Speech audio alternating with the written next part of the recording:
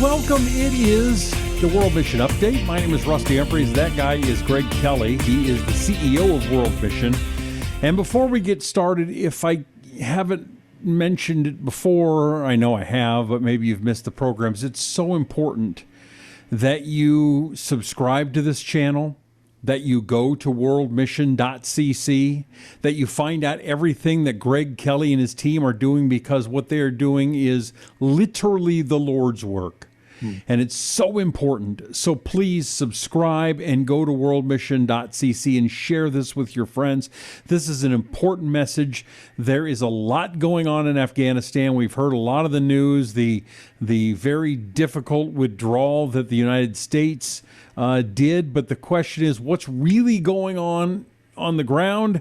And Greg Kelley, the CEO of World Mission, you've got people on the ground, and you kind of know what's going on there. What are you hearing? Yeah, it's been, in my 23 years here, Rusty, it's been some of the most difficult phone conversations I've ever had as I've been communicating directly with people inside of Afghanistan. And, really, it's unfortunate, but a lot of the news reports we're getting of people who help the military and Christians in particular are being targeted. It's all true. The Taliban are going from house to house. In some cases, they do have lists of these individuals. Primarily what we're hearing is informants as it relates to Christians. So I think there's other lists that might be out there of people who help the military. And it's payback time for them, right? Payback time. Yeah. I mean, right. They didn't, when the U.S. was in there, they kicked the Taliban out. So for 20 years, really, Afghanistan, although still very strictly Muslim and Islamic, there was more of a sense of freedom. And a lot of people came to Christ over these last 20 years because the persecution was just different. I mean, the Taliban, they're going around, and if you are found out to be a Christian, they'll shoot you on the spot. And so there's tremendous terror and fear, as you can imagine, with that. And it's not if they found out for real. It's if they heard a rumor that you might have maybe, read a Bible. I mean, it's as bad as you can imagine. This is... Yeah, and they're going house to house, Rusty. So we've heard a lot of reports. I've spoken to people on the phone, and this is their scenario. They're the one group of about 20 Christians, men, women, and children, are literally hiding out from the Taliban right now. They're living in a different home or hotel or motel or apartment every night. They're literally trying to stay ahead of them. And the problem is that a lot of the people there are incentivized or themselves threatened by the Taliban. If you don't report where Christians are at, then you yourself are going to face repercussions. And so informants are constantly, notifying and where they're at. And so these precious people are just trying to, they don't know what, we keep hearing, we don't know what tomorrow brings. And so the translation of that is, we don't know if we're going to survive another day. We're very actively trying to work to get them to the border with Uzbekistan.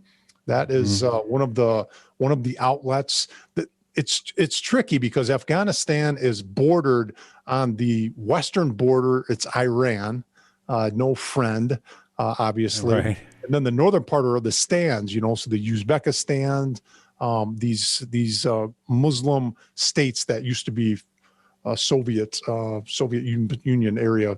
And so Putin doesn't want anyone coming in there. He doesn't want Afghanistan. He's made it clear on no uncertain terms. He's not interested in Afghans coming into those countries. So it makes it a little tricky, but there is favor with Uzbekistan, which is a mainly Muslim country. And then you have the border to the east is Pakistan.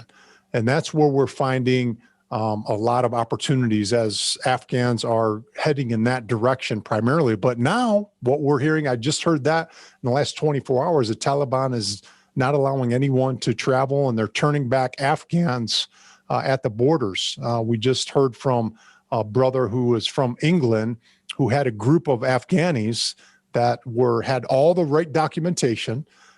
He got to the border, they let him through, but they turned all the Afghans back.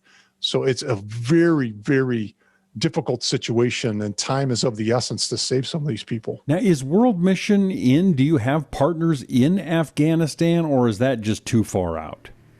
we have people that we're working with inside of Afghanistan and we're communicating with. They've shut down the banking. For you as an organization to have infrastructure in a place like Afghanistan, it'd be like saying you're setting up camp in North Korea. I mean, there's a couple, 3 countries in the world where it's almost impossible to have infrastructure. And so the church in Afghanistan, just like in North Korea, maybe Somalia might go on that list, but maybe Libya also, it's exclusively underground. And so there's no churches anywhere, in other words. I mean, there are, right? The body of Christ is there, and it's actually growing, or it was, but it's all underground. So you're not going to find a physical church anywhere, but the church is there. So we are communicating with those people on the ground. In our network, just that we know of, are about 200 underground churches, which is very significant. So those are the people that, and it's really interesting, Rusty, there's kind of a mix between the two.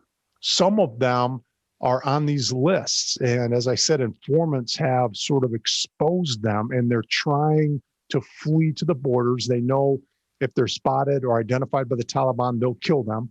And then there's another group that is incredibly inspiring, because despite this persecution and realization that they likely could die, they're determined to stay for the sake of the gospel. Wow. We're not telling them one way or another. I'm just telling you that there's so many Christians by the hundreds that will never leave Afghanistan because they're that passionate about winning their country to Christ, even the Taliban. So it's very inspiring. It's only something supernatural that can do that inside of someone. You'd think, hey, an eye for an eye, right? I mean, if they're going to kill us, we'll kill you, and back and forth. And you hear that, it goes on in a lot of places. But in Afghanistan, there are some Christians that are so unbelievable sold out that they will stay there till their last breath and proclaim the gospel.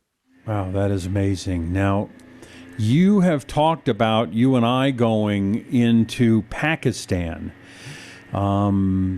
Pakistan is no picnic right now either. That we know is where, Osama bin Laden was hanging out when we found him, and there's a lot of Taliban and those kind of people that have been emboldened. You have organization in Pakistan, is that right? What are you hearing there? Yeah, absolutely. Pakistan, we're much more established. We have about 5 different national networks there are churches there. There are places where you can worship freely, but at the same time, it's the 3rd most populated Muslim country in the world. And so obviously radical Islam is very present there. You mentioned the Taliban, ISIS. There's definitely evidence and active radical Islamic activity going on in Pakistan. So it's no bargain. There's no doubt about it. You have to kind of always be looking over your shoulder. And I think that with these refugees coming across, because Pakistan is a majority Muslim country, there's favor there. And so that seems to be the place where a majority of the Afghans are trying to flee to. But again, just in the last 24 hours, we heard the Taliban is shutting down basically, and they're turning back Afghans at the borders, making it almost impossible to leave Afghanistan. I think part of that, of what we're hearing, is that they're fearful of a lot of testimony coming out of actually what's going on inside of Afghanistan. And that would be very, kind of a black eye to them. I mean, we're getting it. It's trickling out information. All of us are hearing the horrors of Christians being hunted down, women being corralled together, even hostage, situations that seem to be emerging.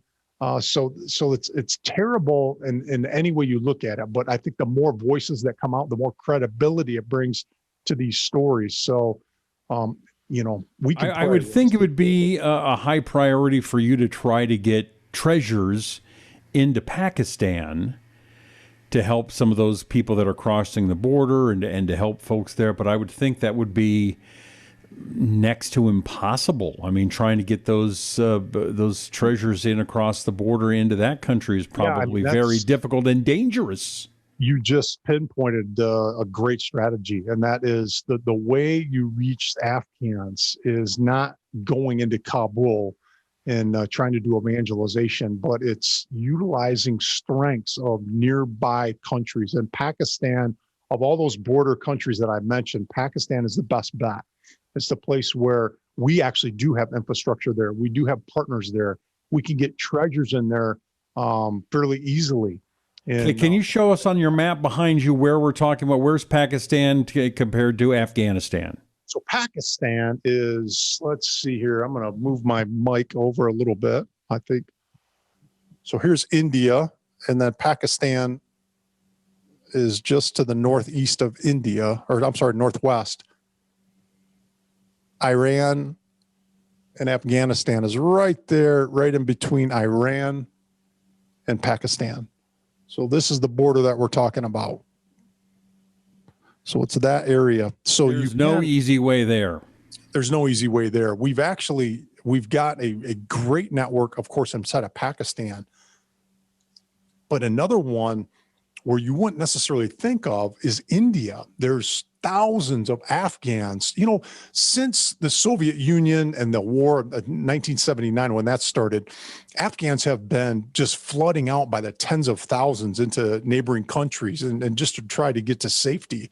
And so there's a grouping of Afghans inside of India, interestingly, and they have grown in the knowledge of the Lord. That's a place where they have access to the gospel and they're growing. And all of them have family or friends that are back inside of Afghanistan. So that network has been incredibly fruitful. And here's what happens, Rusty. When Afghans come out of Afghanistan, whether it's in Pakistan, in the growing, the mushrooming refugee camps, which we are accessing right now, distributing treasures, sharing the love of Jesus, doing compassion, humanitarian, food, shelter, clothing, the basics. Water. But in water, yeah, exactly, clean water.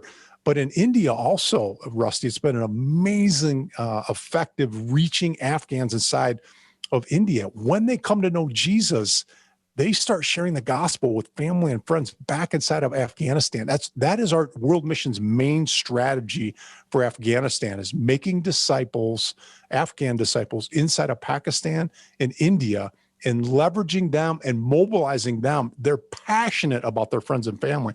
They will do whatever it takes to take the gospel back into Afghanistan. That's the way the body of Christ, that's the way we need to think and operate as we're looking at this crisis right now. Okay, you've got a few pictures from the Afghanistan area, and you have some people kind of blocked out too, don't you? Yeah, it's just the reason we do this is their identity just can't be compromised. These are inside of refugee camps inside of Pakistan. And so you can see that there's aid bags that are being distributed. They have food and different supplies in there. The people are so precious, Rusty. It's interesting what the American presence did in Afghanistan. Incredibly favorable. Obviously, the Taliban didn't appreciate our presence, but the normal Afghan citizen, they saw the American military as compassionate, as caring, as wanting their best interest, wanting them to have freedom, wanting them to have the basic things that we take for granted, really, quite honestly. The liberty and freedom that we have, we just take it for granted. And in Afghanistan, they desire that. And so they saw the American presence in a very positive way. And that really opened the heart of these people to the gospel. And so as they come across these borders and end up in a refugee camp in Pakistan, and Christians start administering love to them. And by the way, these are Pakistani Christians. These are not even Americans. These are Pakistani Christians. There's a very favorable response. We've seen so many Afghans come to Christ through these relief, but the need is just absolutely overwhelming.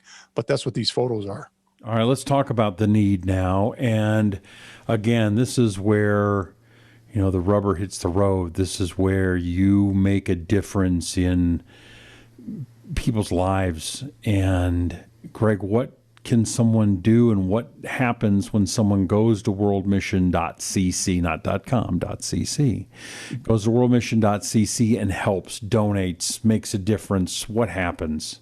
Well, we do have an Afghan button there right on the homepage that you can see very clearly, Afghan relief assistance.